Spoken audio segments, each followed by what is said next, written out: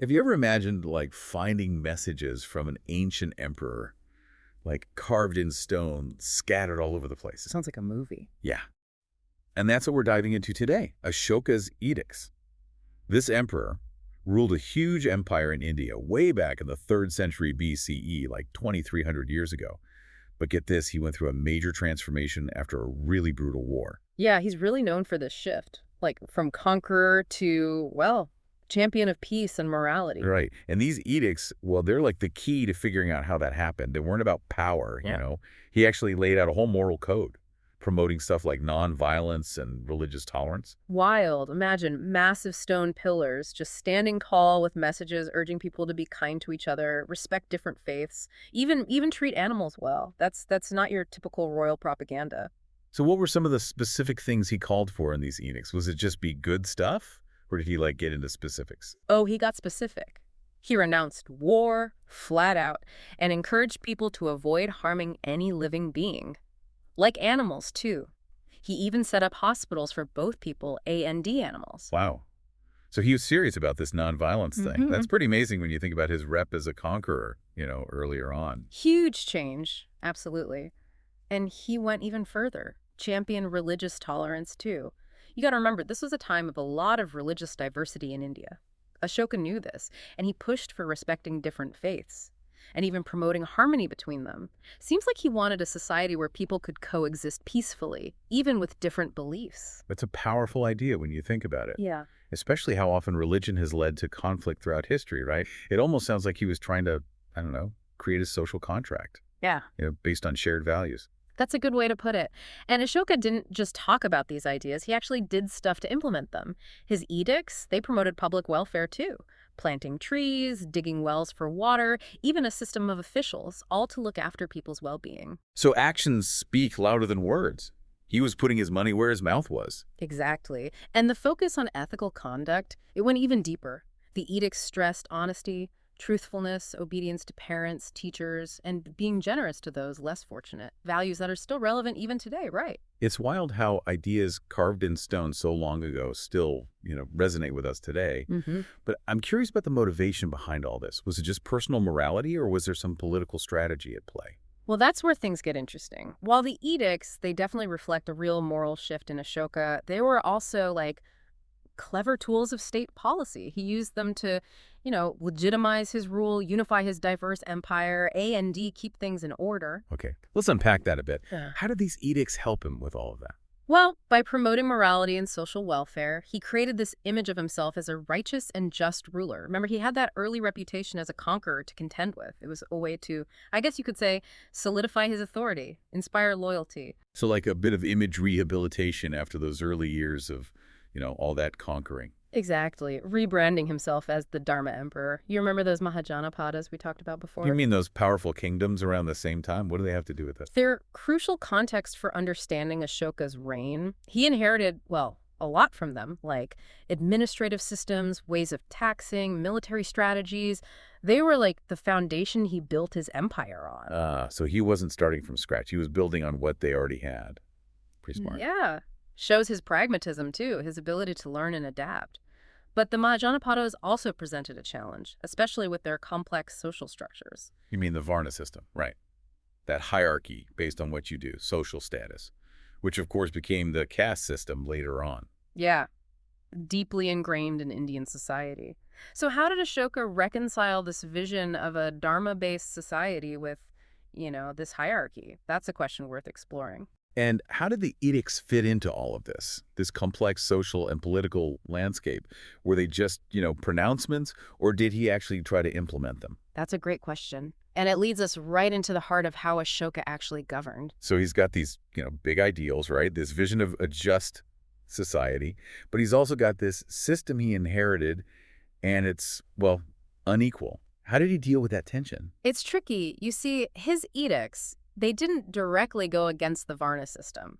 But think about it. He's talking about equality, respect for all beings, and that clashes with a strict social ladder. Yeah, there's definitely some, like, friction there. So did he try to, I don't know, change the system. We Or just work within it. it seems like he was more about influencing it from the inside. He encouraged ethical behavior for everyone, no matter their social level. Imagine officials going around not just enforcing rules, but reminding folks to be honest, kind, respectful, regardless of where they stood in society. It was a subtle approach, trying to, I guess, nudge people toward a more ethical way of life. Did it work? It's hard to say, especially because the caste system, it kept evolving long after Ashoka. But his focus on good conduct, it probably did influence how people saw each other, how they interacted within that hierarchy. Like planting seeds of change, hoping they would, grow into a more just and compassionate society. I like that, yeah. Speaking of change, we can't forget another big piece of this story, Ashoka's conversion to Buddhism. How did that play into his reign and those edicts? Right. He was a big supporter of Buddhism, but how did that affect his job as emperor? Did it, I don't know, cause any problems? Well, for Ashoka, Buddhism wasn't just his personal faith. It was like a practical guide to ruling. Think about it, the core Buddhist teachings, nonviolence, compassion, self-reflection, they fit perfectly with his idea of a just society, right? So it was like he found a way of thinking that matched his own transformation. Exactly. And he went for it. He put those principles right into his edicts and policies. He even sent missionaries to spread Buddhist teachings, not just within his empire, but like to Sri Lanka, Southeast Asia. Wow, he was really committed to this. But wasn't Buddhism, I don't know, kind of a radical idea back then? Especially compared to the, older religions in India. Oh, absolutely. Buddhism, with its focus on enlightenment for everyone and questioning that whole social hierarchy, it was a huge shift from what the Brahmanical traditions were about, especially during those Mahajanapada times. So how did he handle that potential conflict? Did people push back, those who felt threatened by this new way of thinking? There had to be tension, right? But Ashoka, he was always practical. He tried to find a balance, promoted Buddhism, but also acknowledged, respected other faiths. He even supported building temples and monasteries for other religions, emphasizing that tolerance, coexistence. So instead of imposing Buddhism as the religion, he made it one path among many, a path he liked but didn't force on anyone. That's pretty impressive for a ruler back then. Very much so.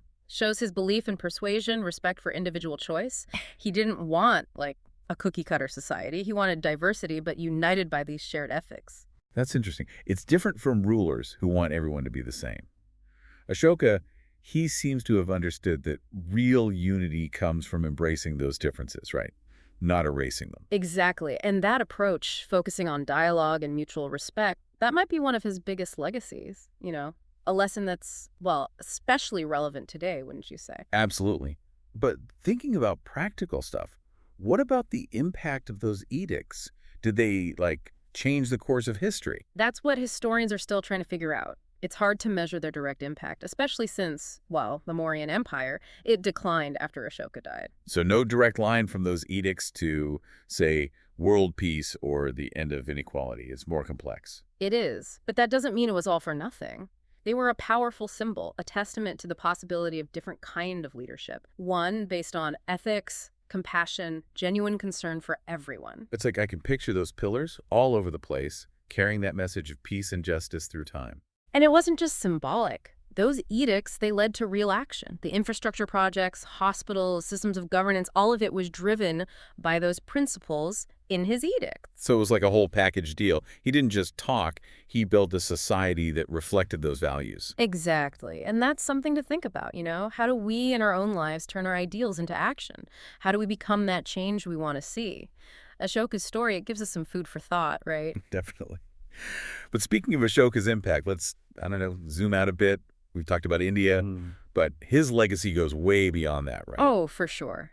We can't talk about him without mentioning how Buddhism spread around the world. A lot of that was because of his support. Remember those missionaries he sent to far-off places? Like sending his own kids, Mahinda and Sanghamitra, to Sri Lanka, right? Yeah. Buddhism really took hold there, became a major religion. Right. And it wasn't just Sri Lanka.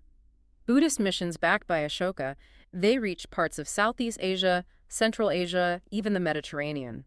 His edicts have been found as far west as Afghanistan, inscribed in Greek and Aramaic. Shows how multicultural his empire was and how far his influence reached. It's amazing how an emperor from ancient India, by embracing this philosophy, helped shape the religious landscape of such a huge part of the world. Makes you think, about how what we do can have a ripple effect and how powerful ideas can be. It really does.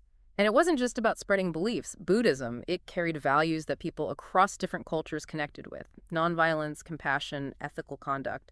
The ideas had big implications both socially and politically. So it wasn't about making people switch religions. It was about introducing a new way of thinking, a new way of being in the world. Exactly. And this could be Ashoka's most important legacy, spreading a set of values that went beyond cultures, beyond borders, offering this vision of a more just and compassionate world, a vision that still inspires people. That's a powerful thought, especially, with the state of the world right now. So many challenges, so much conflict.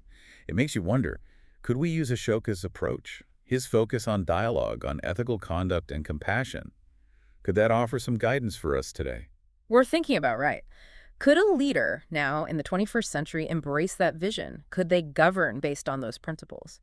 Promoting peace and compassion, but still be effective. Sounds, I don't know, idealistic. But maybe Ashoka's example shows us that a different kind of leadership is possible. One that puts people before power, compassion before conflict, and dialogue before division. Absolutely. And it's not just about leaders. All of us, wherever we are, can choose to live those values, practice kindness, promote understanding, and fight for justice. It might seem small, but remember, even the biggest empires are built on what individuals do. Well said. It looks like we've reached the end of our deep dive into Ashoka's world. Quite a journey, yeah. We've seen Ashoka's transformation from a ruthless conqueror to a champion of peace, his use of Dharma, his embrace of Buddhism, and how his influence spread so far. And we've even thought about what his story means for our own lives and our times. It's amazing how these old stories can still, speak to us today, giving us challenges, inspiration, and maybe even, I don't know, a little bit of hope for the future. But before we wrap up completely, anything else you think our listeners should keep in mind as they, continue to explore this period of history? I think what really struck me is how relevant all of this still feels today, even though it's, ancient history. It's like he was dealing with stuff we still struggle with, how to build a fair society, balancing freedom, and what's good for everyone, how to have peace in a world that seems to be falling apart sometimes. You got it. And that's what makes studying history so, I don't know, engaging. It's not just about dates and names, right? It's about those big questions that have always been there for humans across time. And who knows? Maybe, just maybe, by looking back, we can find new ways to handle the problems we have now. So, what's the one thing you'd want our listener to take away about Ashoka and all those edicts? I think it's that power can be used in so many ways. We usually think of it as, force and control.